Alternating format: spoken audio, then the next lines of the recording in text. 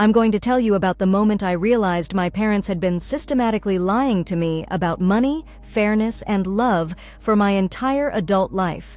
My name is Sarah, I'm 28, and I thought I was the responsible daughter who had learned to be independent, while my younger sister Jessica needed more help. I was wrong about everything. The day I found out my parents had secretly given Jessica a $75,000 down payment for her dream house while telling me for 3 years that they couldn't help with my student loans was the day my entire understanding of my family shattered. But what happened next exposed a pattern of favoritism so deep and calculated that it changed how I see family forever. If you've ever felt like the family scapegoat, like your achievements don't matter, or like you're constantly being told you're too sensitive when you point out unfair treatment, this story is for you. Please stay with me, because by the end, you'll understand why setting boundaries isn't cruel, it's survival. Let me take you back to how this all started. Growing up, I was the older daughter who followed the rules. Jessica was 3 years younger, charming, and what everyone called a free spirit. My parents, Linda and Robert, always made it clear that I was mature for my age, responsible, the one who could handle things. Jessica was creative, needed more support, required gentle guidance. I internalized this completely. I became the daughter who never asked for help because I believed I was supposed to be strong enough to handle everything alone. When I graduated high school with a 4.2 GPA and got into a good state university, my parents celebrated but immediately started talking about the financial realities. They sat me down and explained that while they were proud of me, I would need to figure out college funding mostly on my own. They had some savings, but not enough for both Jessica and me, and Jessica was going to need more help because she wasn't as academically focused. I understood. I took out student loans, worked part-time jobs, and graduated with $45,000 in debt and a degree in accounting. Jessica, meanwhile, went to a private art school that cost nearly twice as much as my state university. When I asked my parents how they were managing that expense, they told me they had found some grants and that Jessica had gotten financial aid. I believed them because I wanted to believe them.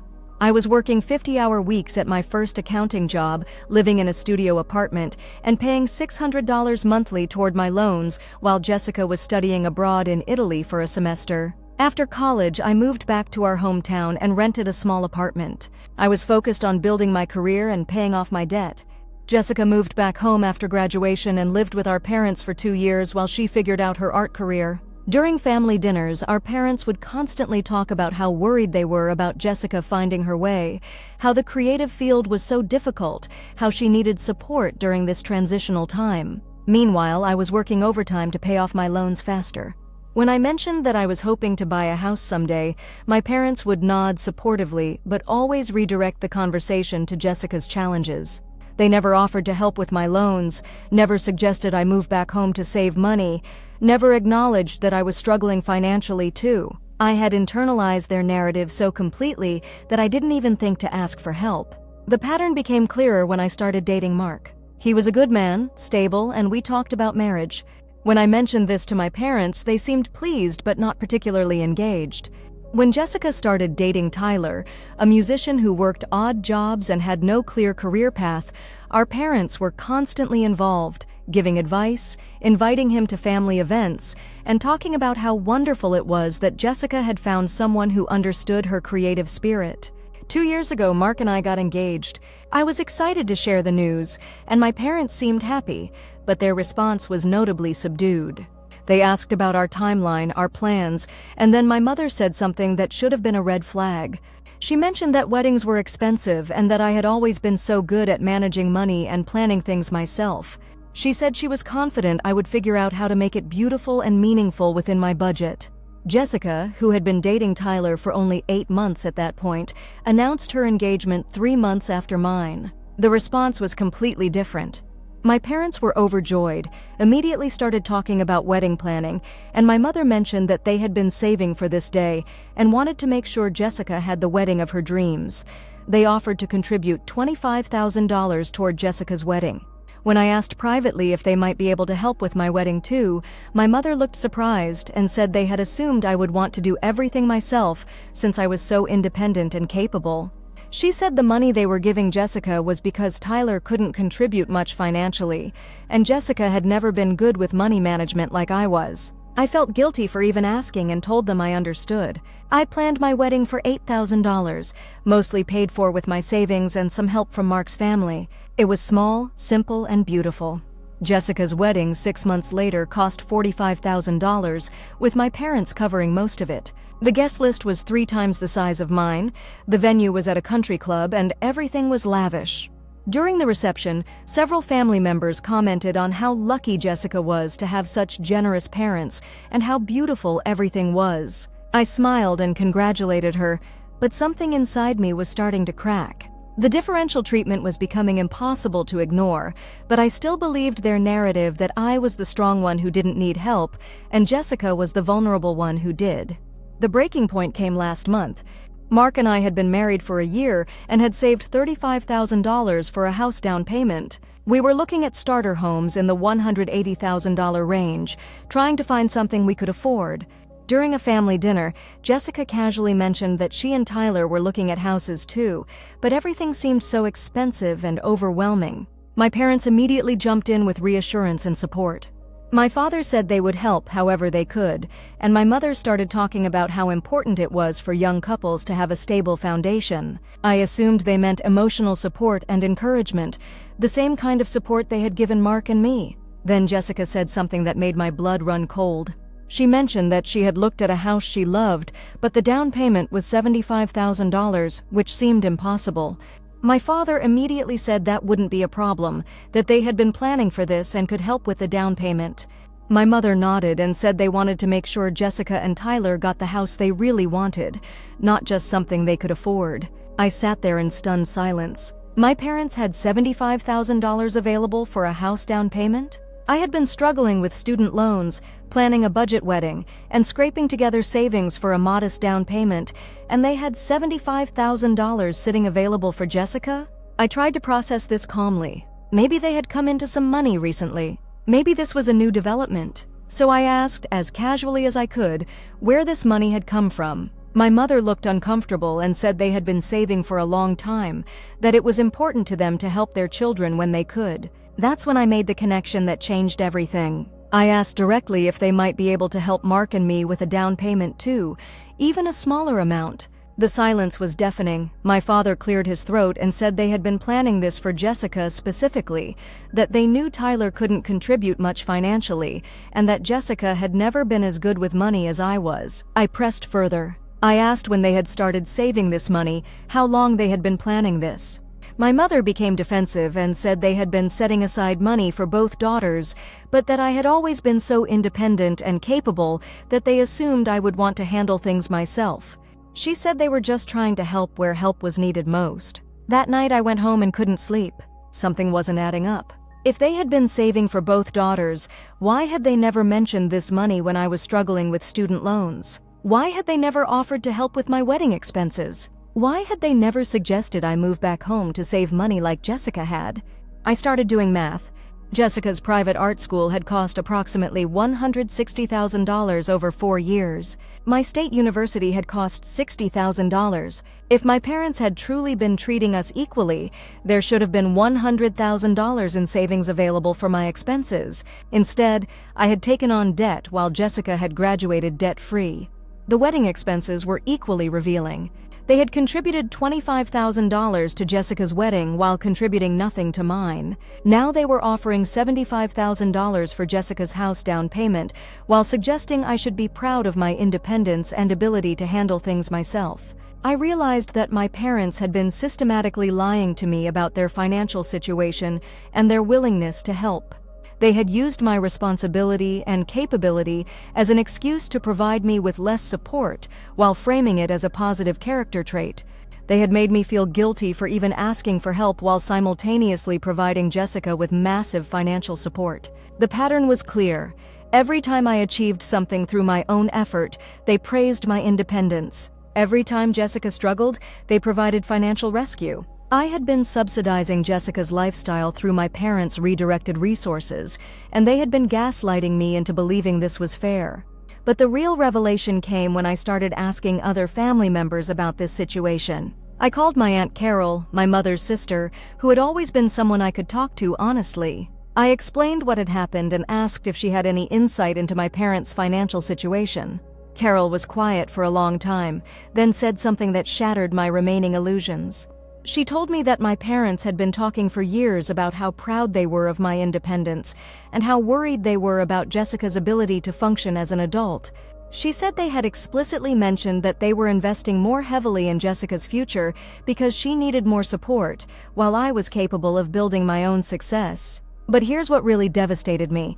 Carol told me that my parents had been portraying this as a thoughtful parenting strategy, not as financial favoritism. They had convinced themselves and everyone else that giving Jessica more money was actually the fair thing to do because I was more capable of earning my own way. I realized that my parents had been using my strengths against me. Every time I succeeded despite their lack of support, they saw it as proof that I didn't need their help. Every time Jessica struggled, they saw it as proof that she needed more resources. They had created a system where my competence was punished with neglect and her incompetence was rewarded with rescue. That weekend, I decided I needed to confront them directly. I went to their house with documentation, my student loan statements, my wedding budget, my savings account statements, and a breakdown of what I calculated they had spent on Jessica versus what they had spent on me. I sat them down and laid out the numbers.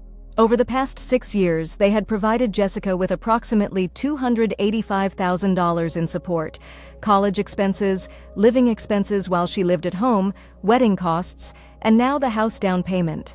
They had provided me with approximately $12,000, some help with textbooks and a graduation gift.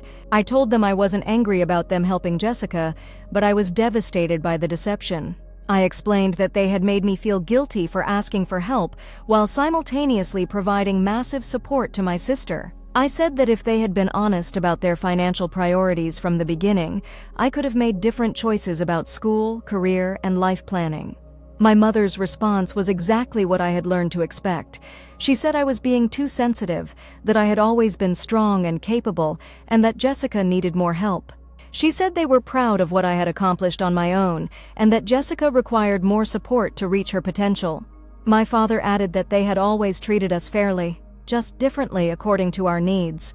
He said that giving me less money wasn't favoritism, it was recognizing my strengths and Jessica's challenges. I realized in that moment that they genuinely believed their own narrative.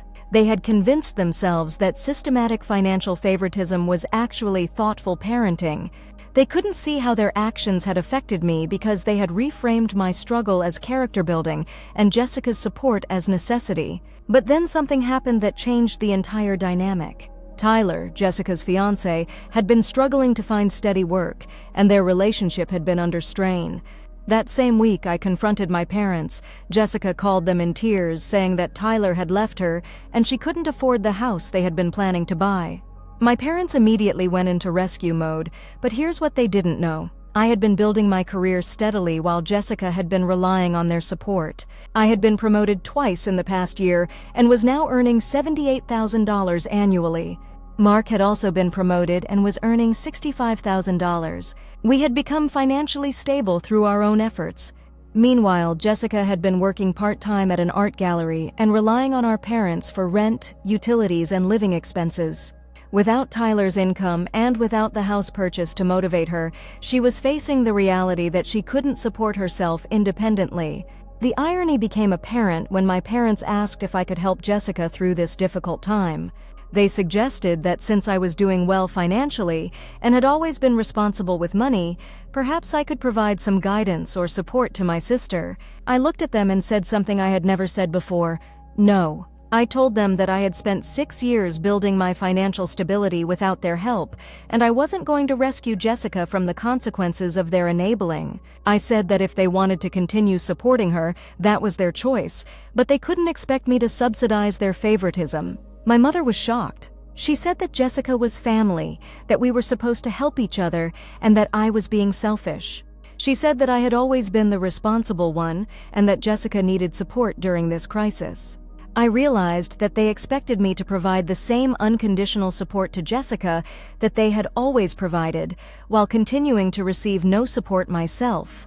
They wanted me to be the backup plan for their failed parenting strategy. That's when I made a decision that changed everything. I told them that I needed space to process our relationship and that I wouldn't be available for family dinners, holidays, or crisis management until they were willing to acknowledge the impact of their differential treatment. My mother accused me of being dramatic and punishing the family because I was jealous of Jessica. She said that I was trying to hurt Jessica during a vulnerable time and that I was being manipulative. But something interesting happened over the next few weeks. Without me available as the responsible backup plan, my parents had to confront the reality of Jessica's dependence. She moved back home, but this time she was 25 years old and had never learned to budget, save, or manage money independently. Several family members started asking questions. My Aunt Carol called to check on me and mentioned that my parents seemed stressed about Jessica's situation.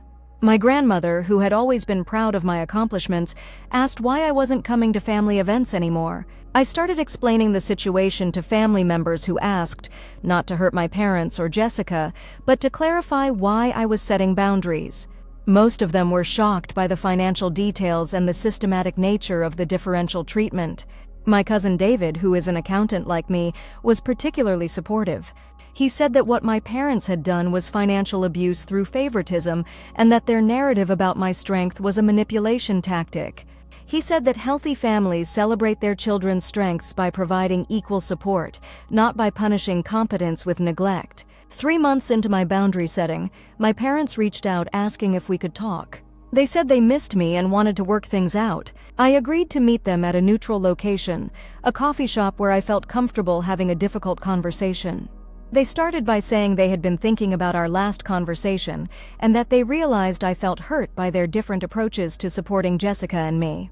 They said they had always been proud of my independence and that they had never intended to make me feel less valued. I listened, but I also noticed what they weren't saying. They weren't acknowledging the systematic nature of their favoritism. They weren't taking responsibility for the deception about their financial situation. They weren't recognizing that independence isn't the same as abandonment. I told them that I appreciated their willingness to discuss this, but that I needed them to understand the impact of their actions, not just their intentions. I explained that being proud of my independence didn't excuse providing me with significantly less support than Jessica had received. My father said that they had been trying to prepare us both for adulthood in different ways, and that they had thought giving me less help would make me stronger. He said that they had been worried about Jessica's ability to function independently and had tried to provide a safety net. I realized that they still didn't understand the fundamental problem. They were still framing their favoritism as thoughtful parenting rather than acknowledging that they had created an unfair system that had harmed both Jessica and me. So I said something that I had been preparing to say for months. I told them that I loved them, but that I couldn't continue to have a relationship with them unless they were willing to acknowledge the harm they had caused and demonstrate genuine change in their behavior. I explained that this meant acknowledging that they had provided Jessica with approximately $285,000 in support while providing me with approximately $12,000, and that this disparity wasn't justified by our different personalities or capabilities. I said that it meant recognizing that their narrative about my strength had been used to justify neglect, and that praising my independence while providing Jessica with constant rescue wasn't fair parenting. It was manipulation. Most importantly, I told them that any future relationship would require them to treat me as an equal daughter, not as the backup plan for their parenting failures. My mother started crying and said that she had never realized how much I had been hurting. She said that they had been so focused on helping Jessica that they had taken my strength for granted. She said that they had assumed I knew how proud they were of me and that I didn't need the same kind of support. My father was more defensive, but eventually admitted that they had been providing Jessica with more financial support than they had provided me. He said that they had been trying to help where help was needed most, but that he could see how it had appeared unfair. This conversation was the beginning of a very slow process of rebuilding our relationship. I made it clear that I needed to see consistent changes in their behavior, not just acknowledgement of the problem. Over the following months, several things happened that demonstrated whether they were serious about change. They stopped asking me to help with Jessica's crises. They stopped praising my independence as a way to deflect from their lack of support. They began asking about my life, my goals, and my challenges without immediately redirecting to Jessica's needs. Most significantly, they offered to help me and Mark with a down payment for our house. I was conflicted about accepting this, but my therapist, Dr. Rodriguez, helped me understand that accepting support wasn't the same as accepting their previous behavior. She explained that healthy families provide support based on love and ability, not on manipulation and favoritism. She said that I could accept their help while maintaining boundaries about respect and equality. I told my parents that I appreciated their offer, but that I needed to see sustained changes in their behavior before I could accept financial support. I said that I wanted to rebuild our relationship based on mutual respect, not on their guilt or my need for rescue. Jessica's situation, meanwhile, had become a learning experience for our entire family. Without constant financial rescue, she had been forced to develop skills she had never learned: budgeting, career planning, and emotional independence. She eventually found a full-time job at a marketing agency and started building her own stability. Interestingly, as Jessica became more independent, our relationship began to improve. She started recognizing that our parents' differential treatment had been harmful to both of us. It had made me feel undervalued and had prevented her from developing confidence in her own abilities. She apologized for not recognizing the favoritism earlier and said that she had been uncomfortable with the level of support she was receiving, but hadn't known how to address it.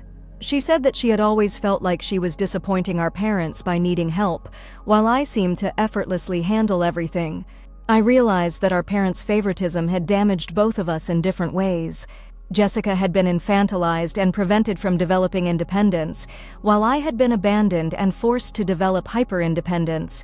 Both of us had been harmed by their inability to provide consistent, equal support. The process of rebuilding these relationships has been slow and requires constant attention. I've learned that family healing isn't about returning to the way things were. It's about creating new patterns based on respect and honesty. I've also learned that setting boundaries isn't cruel or manipulative. It's essential for healthy relationships. My parents needed to understand that their behavior had consequences, and Jessica needed to develop independence that their constant rescue had prevented. Today, 2 years after that initial confrontation, our family dynamics are completely different. My parents still struggle with their tendency to treat Jessica and me differently, but they now recognize when they're doing it and make efforts to correct it. Jessica is engaged to someone new, someone who appreciates her strength and independence rather than her need for rescue. She's planning to buy her own house with her own down payment, and she's proud of her financial independence. I accepted my parents' offer to help with our house down payment, but only after they had demonstrated consistent changes in their behavior for over a year. Mark and I bought a house we love, and my parents contributed the same amount they had offered Jessica, $75,000. Most importantly, I've learned that family love isn't about accepting mistreatment in the name of loyalty. It's about creating relationships based on mutual respect, honesty, and equal consideration. The therapy process has been essential to this healing. Dr. Rodriguez has helped me understand that my parents' favoritism was a form of emotional abuse, even though it wasn't intentional. She's helped me recognize that my hyper-independence was a trauma response to their neglect, and that accepting support doesn't make me weak.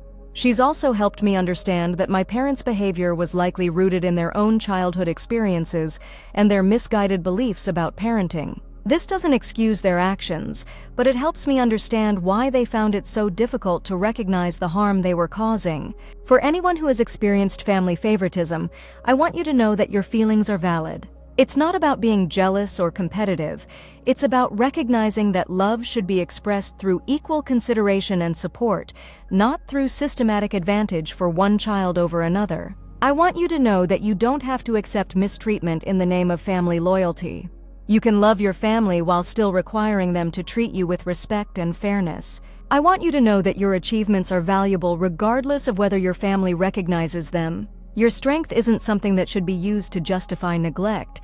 It's something that should be celebrated and supported. And I want you to know that healing is possible, but it requires honesty, boundaries, and commitment from everyone involved. Some family members will rise to the challenge and grow. Others will resist and reveal their true priorities. The most important thing I've learned is that my worth isn't determined by my family's treatment of me. I am valuable because I exist, because I work hard, because I contribute to the world, and because I deserve respect and love. If you're struggling with family favoritism or mistreatment, please consider getting professional support. A therapist can help you recognize unhealthy patterns, set appropriate boundaries, and heal from the emotional impact of systematic neglect or abuse. If you're ready to share your story, I'd love to hear from you in the comments. Have you experienced family favoritism? How did you handle it? What boundaries did you set? Your experiences might help someone else who is struggling with similar issues. Remember that healing is a process, not a destination. Some days will be harder than others. Some family members will surprise you with their capacity for growth. Others will disappoint you with their resistance to change. But every step you take toward honoring your own worth and requiring respectful treatment is a victory. Every boundary you set is an act of self-love. Every time you refuse to accept mistreatment in the name of family loyalty, you're breaking a cycle that might have continued for generations. You deserve love, respect, and equal consideration. You deserve family relationships that celebrate your strengths instead of exploiting them. You deserve support that isn't conditional on your willingness to accept less than your worth. If this story resonated with you, please like this video and subscribe to my channel. I'll be sharing more stories about family healing, boundary setting, and personal growth. Your support helps me continue creating content that validates experiences that are often dismissed or minimized. Thank you for listening to my story. Thank you for believing that family love should be expressed through equity and respect, not through favoritism and manipulation. And remember, you are not too sensitive. You are not asking for too much.